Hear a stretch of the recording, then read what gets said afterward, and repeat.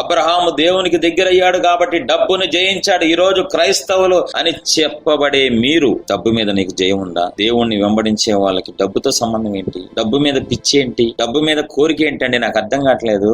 దేవుడు దగ్గర అయితే నువ్వు లోకాన్ని జయిస్తావు, డబ్బుని జయిస్తావు. కోట్లు కోట్లు ఎదురుగుండా పెడితే, బంగారాలు వజ్రాలు ఎదురుగుండా ఉంటే నాకు అక్కర్లేదు. నాకు డబ్బు కంటే దేవుడే ముఖ్యం. డబ్బు కంటే, నా ఆనందం కంటే దేవుడు ఆనందం ముఖ్యం. దేవుడు దగ్గరైన వాడు మాట్లాడే మాట ఎలా ఉంటది? నువ్వు వడ్డీ వ్యాపారం చేస్తావు, క్రైస్తవుడు అయ్యండు, క్రైస్తవురాలయ్యండు, వడ్డీకి ఇస్తావా? వాక్యం ఏం చెప్తుంది? తన ద్రవ్యము వడ్డీకి ఇయ్యకూడదు. దేవుడు కష్టపడి పనిచేయమన్నారా? వడ్డీ వ్యాపారాలు చేసుకోమన్నారా? నువ్వు దేవుడి దగ్గర అయ్యావా? ఇదా నువ్వు నేర్చుకున్నది భక్తి? ఇదా దేవుడు పాదాల దగ్గర నువ్వు నేర్చుకున్నది? డబ్బును జయించినోడే దేవుడి దగ్గర అయిన వ్యక్తి. నువ్వు డబ్బు మీద ఆశ ఉందంటే దేవుడు ఏం చెప్పారండి? ఒకడు సిరికి దేవునికి దాసుడుగా ఉండటం అసాధ్యం. ఉంటే దేవుడు కన్నా ఉండాలి, లేదా డబ్బు కన్నా ఉండాలి. నువ్వు డబ్బు కమ్ముడు పోయావు, నువ్వు డబ్బు కోసం ఏదైనా చేస్తావు. నువ్వు దేవుడి దగ్గర అయ్యావా? నిన్ను నువ్వు మోసం చేసుకుంటున్నావు అంతే. నీ ఆశీర్వాదం నువ్వే పోగొట్టుకుంటున్నావు అంతే.